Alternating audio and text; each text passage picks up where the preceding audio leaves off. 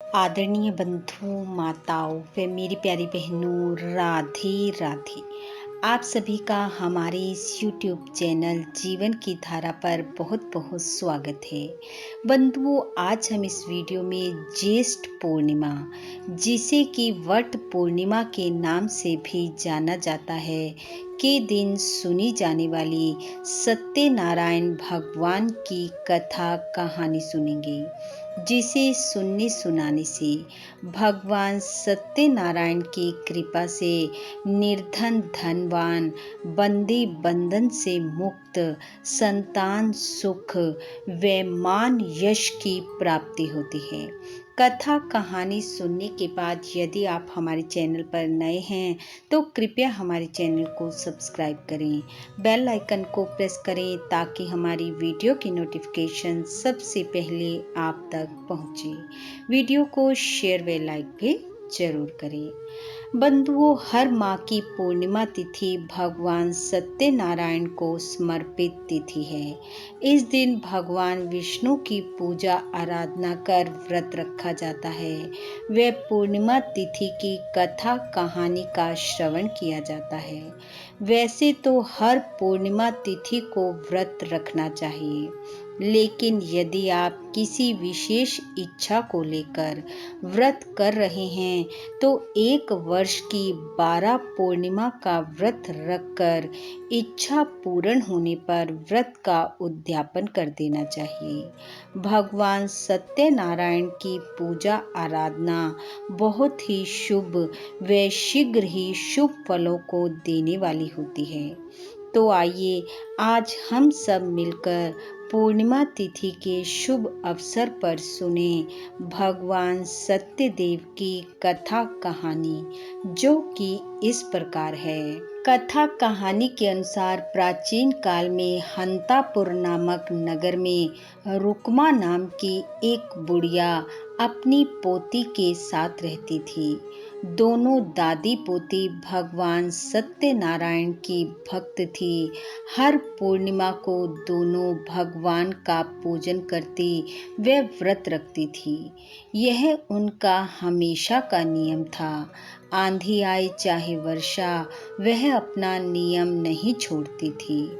ज्यादा कुछ तो उनके पास नहीं था, पर वह हर पूर्णिमा तिथि को जल का लोटा भरती, हाथ में चावल के दाने व फूल लेकर भगवान को प्रणाम करते हुए सत्य भगवान की कहानी कहती सुनती। वह बाद में लोटे के जल से सूरज भगवान को अर्घ दे देती। रुक्मा ने अपनी पोती का विवाह कर रखा था, लेकिन अभी उसका गोना नहीं हुआ था। कुछ समय बाद एक दिन उसकी पोती को विदा कराने के लिए उसके ससुराल वाले आ गए। जब रुक्मा अपनी पोती को विदा करने लगी तो उसने उसे एक लोटा जल, चावल के दाने और फूल साथ में देते हुए कहा, चाहे कुछ हो जाए, सत्यनारायण भगवान की कथा कहानी का नेम मत छोड़ना। इसके अलावा उसने अपनी पोती को कुछ नहीं दिया। वह अपने ससुराल की तरफ चल पड़ी और रास्ते में यह विचार उसके मन में बार बार आता जाए कि दादी ने विदाई में कुछ भी गहने कपड़े नहीं दिए। ससुराल में जाकर क्या कहूँगी, सब मुझे ताने मारेंगे। उसके मन की दशा को देखते हुए भगवान सत्यनारायण सोचने लगे, यदि इसके मन के संताप को नहीं मिटाया तो कलयुग में मेरी पूजा कौन करेगा। इतने में लड़की ने कहार से कहा कि उसे एक स्थान पर कुछ देर के लिए रोक दो, उसे सत्य भगवान की कहानी कहनी है। तब वह रास्ते में एक पीपल के पेड़ के नीचे रुकी। जल का लोटा, चावल के दाने और फूल हाथ में लेकर उसने सत्य भगवान की कहानी कही और सूरज भगवान को अर्घ देने लगी तो उसने देखा वहीं पेड़ के नीचे हीरे मोती गहनों व वस्त्रों से भरा एक कलश रखा है। लड़की बहुत प्रसन्न हुई। गहने कपड़े पहन वह अपने ससुराल पहुंची। ससुराल में उसका आदर सत्कार बड़े प्रेम से हुआ। उसके ससुर ने सास से कहा, बहू तो बहुत बड़े घर की आई है, खूब दान दायजा लेकर आई है, इसके लिए मूंग चावल बनाओ। सास पड़ोस में से मूंग चावल मांग कर लाई और बनाने लगी तो बहू ने कहा, मेरे कलश के जल से रसोई बनाओ। सास ने कलश के जल से रसोई बनाई तो रसोई में बने भोजन में खूब बरकत हुई। हर चीज का भंडार भर गया। सास ने बहू से कहा, तू तो हमारे घर लक्ष्मी और अन्नपूर्णा के रूप में आई है, आओ भोजन कर लो।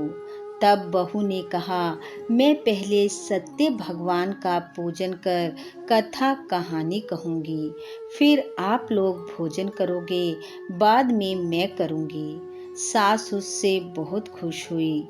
बहू ने सत्य भगवान का पूजन कर कहानी कही, सब ने सुनी।